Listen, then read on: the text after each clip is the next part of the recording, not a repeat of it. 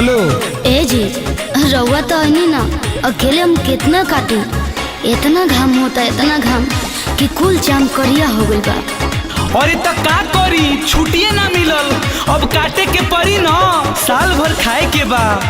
ए जी हमारे को बात सुनी ना, इतना घाम लागता कि हम घरे आ गइल बानी, कुछ कटले बानी और कुछ छोड़ के आ गइल बानी। फिर जाके काट लो।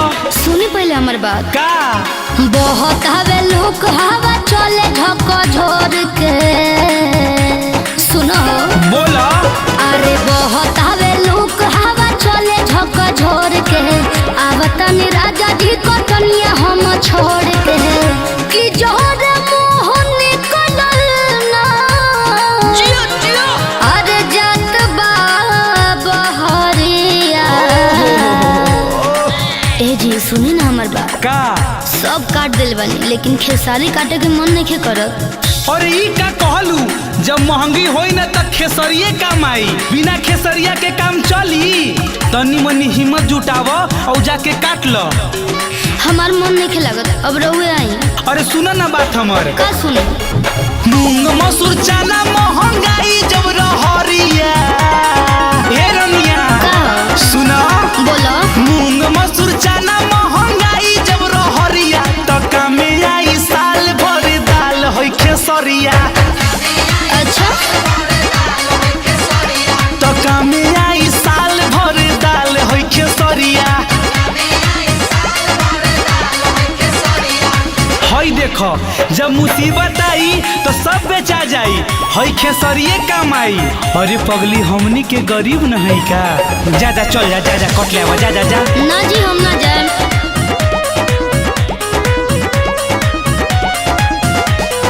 हमारा से अब न वकेल कटाई। हनु बने लगलू ना गईले। ए मन करी खाए के तो नगद की नहीं। इतना पैसा वाला हो गइल बानी हम, कुल खाद भी बेकार हो जाई। दू चार पैसा आइल तो बन गइलू बढ़का। अरे ना जी। छमकेलू रोजे कड़ाही में तू तड़का। हाँ तो कैसे खाई जाई छुछे।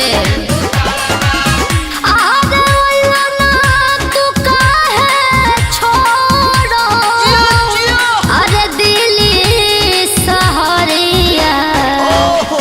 मूंग मसूर चना महंगाई जब रहरिया, तो का? तारा खेसरिया के कीमत नहीं के बुझात। मूंग मसूर चना महंगाई जब रहरिया, तो कामे आई साल भर दाल होई खेसरिया।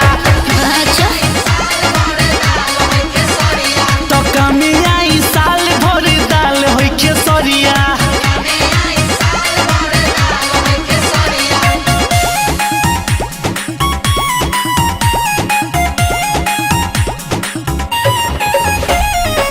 म्यूजिक बाय रविराज देवा।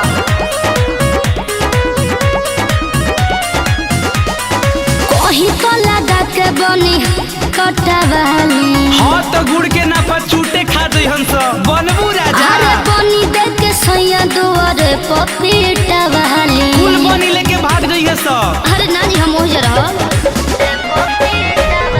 अतना कमाई ले ले नहीं बानी धन हो।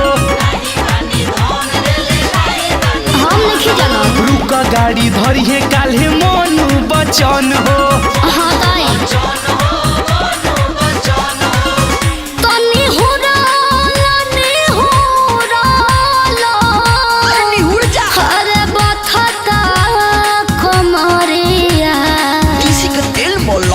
ए जी रह अवतारी तो करू तेल मल देव। अरे तो आ जाए ना, आज हम तो आधा दुख दूर हो जाए हमार। हम तो रहुआ के 10 दिन पहले ही से कहतन कि रहुआ आ जाए, गाँव भर के होने कटनी हो गई। मूंग मसूर चना महंगाई जब रहरिया, तारा खेसरिया के कीमत नहीं के बुझात।